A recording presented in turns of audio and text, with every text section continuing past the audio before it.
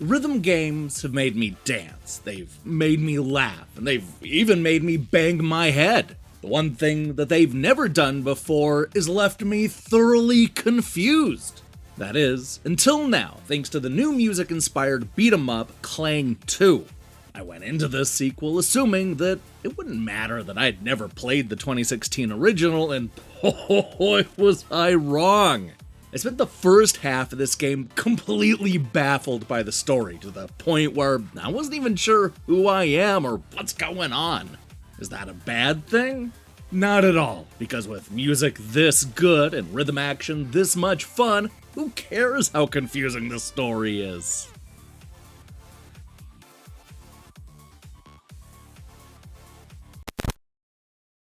When it was first released in 2016, Klang was sold to gamers as an innovative take on traditional rhythm games that mixed music with fighting, platforming, and even stealth elements. If you were one of the many fans who loved that first game, then you might be surprised to see the direction the sequel takes. Instead of mashing up a bunch of genres, Klang 2 is a much more traditional rhythm game that chooses simple button tapping over exploring side-scrolling levels.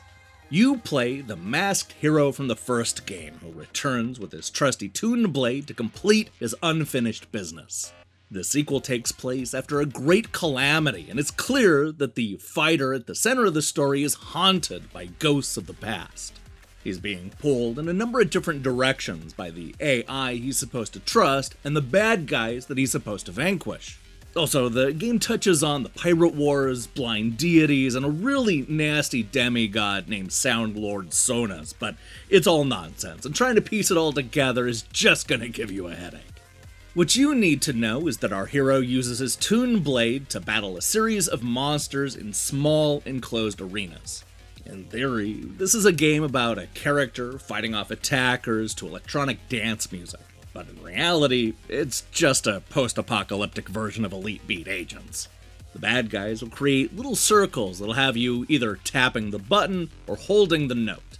When the enemy attacks, you'll need to follow the arrow and dash out of the way, something that can be done by either swiping with the cursor or using the keyboard. No matter if you're attacking or dodging, all the buttons need to be pressed at the exact beat, and yes, the game's gonna be judging your timing. Now, what makes the rhythm action tricky is that the notes you need to hit are randomly placed and can sometimes move around. You also don't have a whole lot of time to get your cursor to the note, and you're gonna lose a little bit of health every time you miss one. In fact, all it takes is a few drops in a row to fail the song and have to start all over at the beginning. Thankfully, you can recover from a few misses, as you'll be able to regain health by simply hitting a bunch of notes in a row. A lot of this game comes down to memorizing the tricky parts and healing up with the sections that you're most comfortable with.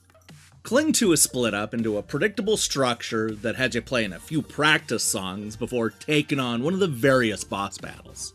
What I like about this arrangement is that each boss introduces a new wrinkle to the gameplay that you'll see reflected in the next batch of songs. You don't need to play every song to continue the story, but you're going to want to, because the soundtrack is fantastic. Even as somebody who's a little wishy-washy when it comes to EDM, I fell in love with almost every single song. There's an incredible variety of types of electronic music on display here, from drum and bass to hip-hop to dubstep. The soundtrack is easily the best part of Klang 2. Sadly, I wish I could say the same thing about the level designs. While I like the game's general look and style, I was frustrated by the repeating backgrounds and boring enemies. It's even worse when you look at how endlessly creative that first game was.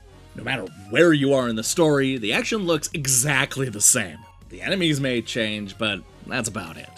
We don't see crazy new attacks or gain any unique abilities. We just continue to tap the pink notes and hold the blue ones. And that brings me to my other complaint. The rhythm gameplay is far too simplistic. I like the idea of mixing fighting and music, but the game doesn't take that concept far enough. If we're fighting, then where are the special moves? Where are the combos? Where are the elements that make this more than Elite Beat agents with action playing in the background? Honestly, this feels like a throwback to rhythm games that would have come out 10 or maybe even 15 years ago, back when some of these ideas were still novel. I don't know, perhaps it would have helped if I was more invested in the story, but honestly, I couldn't care less. The game makes no effort to recap what happened in the first game and instead throws you into a confusing world where nothing makes sense.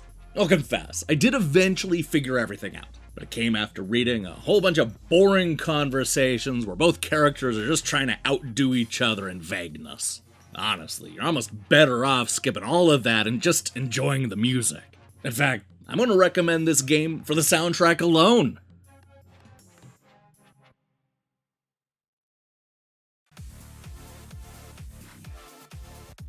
A massive departure from the 2016 original, Klang 2 is a rhythm game with simple gameplay and an extremely confusing story. Fight with the Tuneblade through 30 challenging stages and gameplay inspired by games like Elite Beat Agents.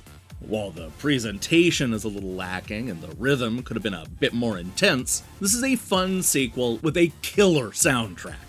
If what you're looking for is a hip EDM mixtape that comes with a fun game, then look no further than Klang 2.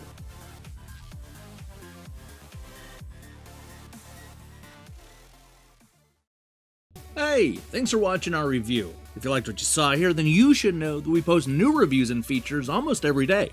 Now, here's the question I have for you. What is your favorite type of rhythm game? Do you like to dance? Maybe it's one of those band games, or, I don't know, comedy? Weird music, fighting mashups? Let me see your picks in the comments below. In other news, we'll be back on Sunday, yes, on Sunday, with a look at the Nintendo 64 games coming to the Nintendo Switch Online expansion pack, followed by the Genesis games on Monday. That's 2 days in a row. If that sounds good to you, then I strongly recommend you click that subscribe button and support what we're doing here. Until then.